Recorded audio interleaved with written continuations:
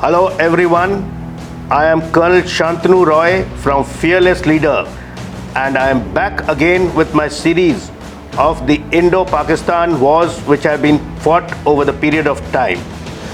Ladies and gentlemen, like in case of the 1947 and the 1965 wars when India defeated Pakistan, but today I will be speaking about the 1971 war, which is the Bangladesh Liberation War, and in this case India convincingly defeated Pakistan on both the fronts, that is the western and the eastern front.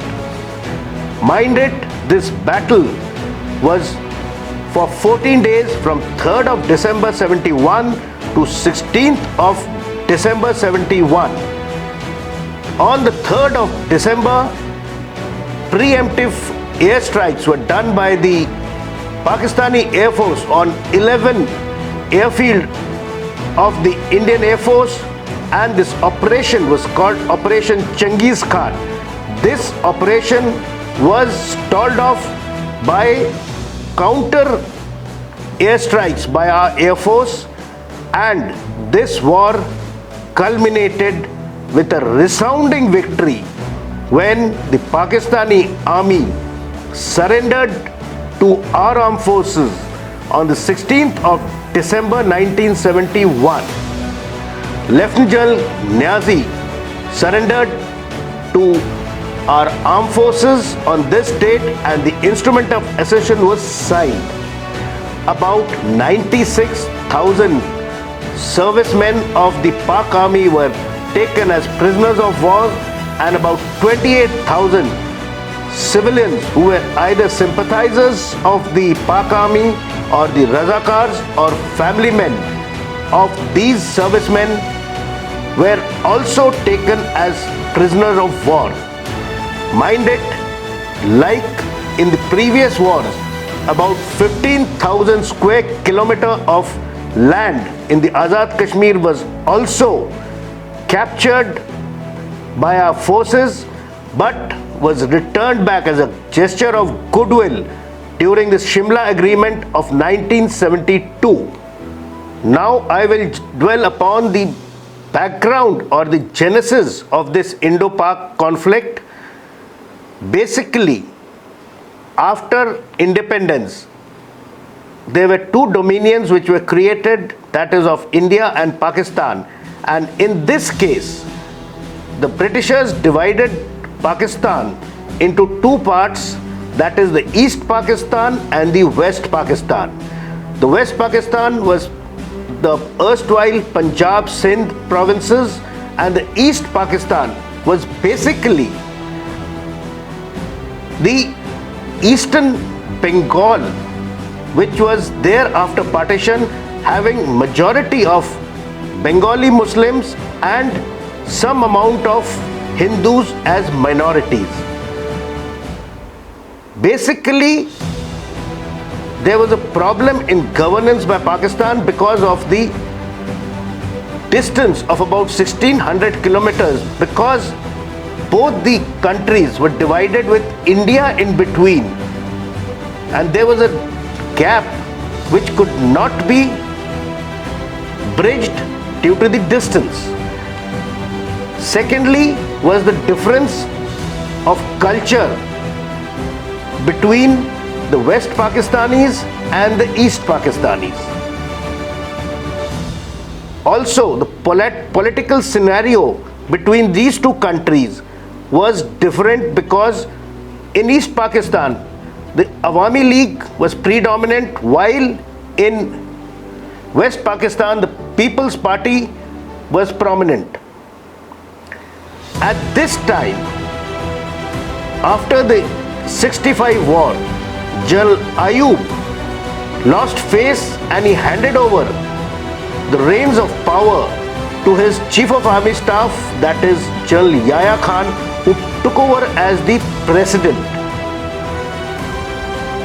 In the year 1970, Yahya Khan decided to have the one unit program where he made West Pakistan as one block, as was decided during partition by Jinnah. So, what happened? This was not acceptable by the people, and also Yahya Khan declared elections to have a democratically elected government in power. During this election in East Pakistan, Mujibur Rahman or the Awami League won about 167 seats out of 169, making it a clear-cut majority in the total 313 seats that was there between West Pakistan and East Pakistan. This was not accepted by Zulfikar Ali Bhutto, who did not want Awami League to come into power between both the nations, as there was a culture difference between the Punjab, Sindh provinces and the Bengalis of East Pakistan. So to wrinkle out the differences, Admiral Ehsan was made to write out certain referendums and the military vetoed it. Also, Bhutto vetoed the referendum, but then he was strongly against. Mujibur Rahman formed the government and he strongly opposed it. Due to this opposition of Bhutto, the Awami League took it otherwise and called for general strikes across East Pakistan and also to some extent in West Pakistan. The Bengali Muslims sided with the Awami League and also the Hindu minority sided with Mujibur, but then the Biharis who were there in East Pakistan were against the Awami League and were pro-West Pakistan. So there were riots and also strikes which were called out by Awami League, which were quite successful. In this duration, about 300 Biharis were massacred by the supporters of the Awami League, which became a big issue and things started going out of control in East Pakistan. At this stage, Mujibur Rahman was taken under arrest and shifted to West Pakistan. This did not gel well with the Bengalis of East Pakistan, and riots and strikes spread galore. So during this time, Yahya Khan ordered the military to crack down on all these elements who were supporting the Awami League and carrying out the strikes and the riots. General Tikka Khan, on the orders of Yahya Khan, carried out Operation Searchlight, and there was a genocide where about 2 lakh plus women were raped, murdered. The literary or the elites who were supporting Awami League were searched out and hunted or either arrested or eliminated. This created mayhem in East Pakistan. About 10 million refugees went into West Bengal and the 7 northeast states of Assam, Manipur, Tripura, Arunachal, and this created an economic burden on India.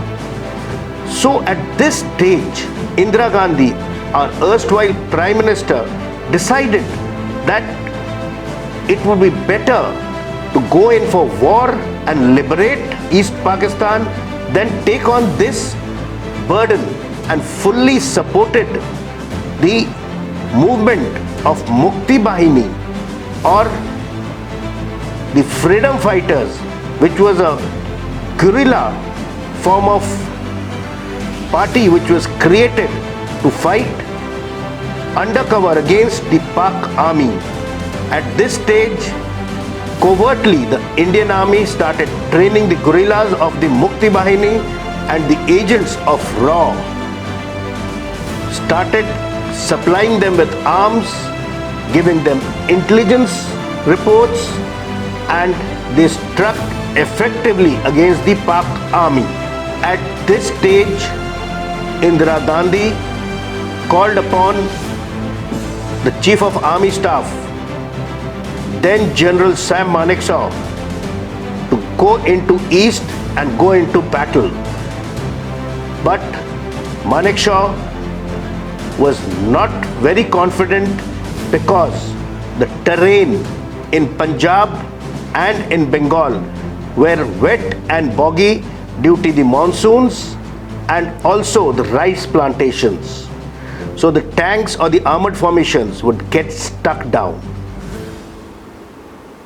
And Pakistan had the support of China and US. So Indira Gandhi, to satisfy her colleagues in the cabinet, accepted Manekshaw's advice, which he said that, Madam Prime Minister, I will have the war at my terms and conditions if you want a victory, or I give in my resignation, which was refused and not accepted by Mrs. Gandhi. So the army started preparing itself and the armored formations were geared up, troops were built up along both the fronts. Also, troops were built up along Arunachal Pradesh to wave off a Chinese attack or a support to the Pak in case there was any, so that a 1962 debacle did not happen. The army and the air force put up their best and tactically they made out plans. In this case, unlike the 65, the Navy was also roped in and coordinated, and actions were taken to block out any invasion by the Pak Navy. At this time, the citizens of Pakistan had become anti-India because reports were trickling in that India was preparing for battle. So there was a movement of crush India, defeat India amongst the citizens of Pakistan, which became very prevalent. And Yahya Khan was under tremendous pressure by the populace of Pakistan to go in and attack. So now I will give you briefly how the war was fought on both the fronts, and India systematically disseminated the Pak forces. So on 3rd of December 71, Operation Changiz Khan was launched by Pakistan, and the Pak Air Force did preemptive strikes on 11 different airfields, including Agra. At that time, even the Taj Mahal had been camouflaged. So you can understand the kind of preparation India had done, because the Taj Mahal in the moonlight radiated brilliantly and would give away its position. At this stage also the intelligence reports were correct and India was aware that such an attack is coming in, and the Air Force launched similar counter attacks and destroyed many of the airfields on the border areas. So Operation Changiz Khan was very effectively stalled out, and also a treaty of friendship and cooperation was signed between India and USSR in August 71. And minded, this was quite a brilliant move, so that in case the US or China support Pakistan openly, which there were very many chances, because as India was rising out to be a power in the subcontinent, US would prefer Pakistan to be on their side. So this treaty would work as an umbrella for USSR to assist India and evade off any such thoughts of the USA. In the Western Front, the Pakistani 1st, 2nd and 3rd Corps were effectively kept at bay by our 9 infantry divisions and 2 of the strike corps, which were effectively placed and had started moving into Pakistan, and lot of territory was gained by us. The Air Force had coordinated well with the army and lot of bombings and air sorties were carried out. The Air Force carried out about 4,000 sorties in comparison to the defensive posture of the Pak Air Force, because the Pak Air Force in confusion had not prepared for such attacks by the Indian Air Force. Basically, the aim of the Indian Army on the Western Front was not to let the Pak Army come into our soil and just keep them at bay and push them beyond the international boundary. And in the Eastern Front, the only aim was just to go in and surround and take over Dhaka. So a blitzkrieg movement or an action which took the Pakistani army on the Eastern Front by surprise was done with the help of the Mukti Bahini and the regular Indian forces who had infiltrated into Bangladesh, and a swift movement was done, and without much of resistance the Indian army moved and encircled Dhaka in less than 7 to 10 days. This action took Pakistan army in the eastern sector by surprise, and when the Indian army encircled Dhaka, Jal Niazi, the local force commander, was given just 30 minutes to surrender, and his soldiers, that is about 96,000 of them, laid down their arms, and an instrument of surrender was signed by Jal Niazi in front of Lieutenant General Jagjit Singh Arora, who was the army commander of the Eastern Army of esteemed army. This battle was so well coordinated by our forces, that is the Navy, Army and the Air Force, and the Navy also carried out its role very effectively, and attacks on the Karachi port was carried out, and the destroyer PNS Khyber and the minesweeper PNS Muhazif were sunk, and PNS Shah Jahan, which was also a minesweeper, was badly damaged.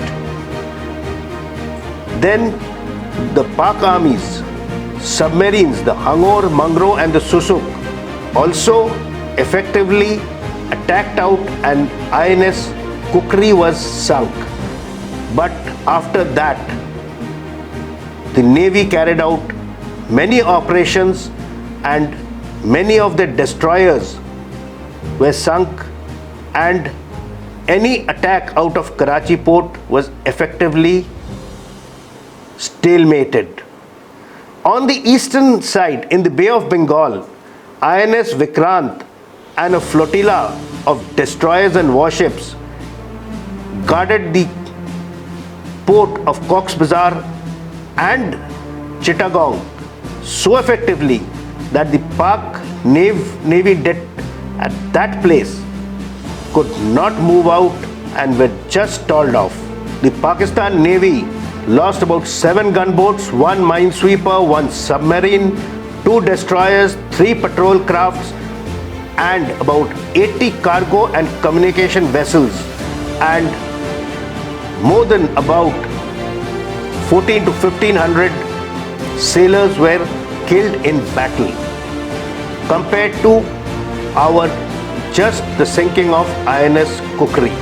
The operations by our Air Force was also so well coordinated that when we struck in East Pakistan, the small detachment which was there of the Pakistan Air Force surrendered without any resistance, and most of these Air Force officers and airmen fled to neighboring Myanmar. And so, as history shows it all to us, on the 16th of December at about 4:30 p.m., the Pakistani army under General Niazi surrendered, and the instrumentation of surrender was signed at the racecourse in Dhaka. This battle was watched continuously by the other nations, that is US, USSR, China, the Arab world, and also our neighbors. In this case, US and China sided with Pakistan, gave them some kind of military aid. The Arab world, that is Saudi Arabia, Libya, openly supported Pakistan, and Sri Lanka, thinking that India is growing as a power in this subcontinent, may overrun them, gave Pakistan permission to refuel the aircrafts, because the Pakistani aircrafts could not fly over Indian land, so had to take a longer route by Sri Lanka. Also, Indonesia supported Pakistan, so Pakistan had lot of support by the foreign countries, and USSR, due to the Treaty of Friendship and Cooperation, though did not openly support India militarily or economically, but when US sent its Task Force 74 under USS Enterprise and its flotilla of warships, Russia sent out its fleet of warships and destroyers which were trailing this Task Force 74 in the Indian Ocean, so that in case US does the blunder of involving themselves in the war, this fleet would effectively take action. Also, UK had sent out its aircraft carrier, the HMS Eagle, to support this task force.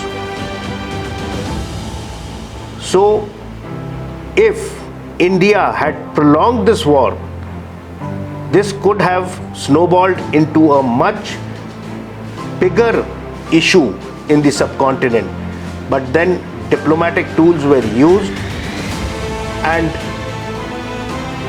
the war was tried to be contained, but India made the Pakistani army surrender on the 14th day, and Bangladesh was created as a new nation, and a free country was born.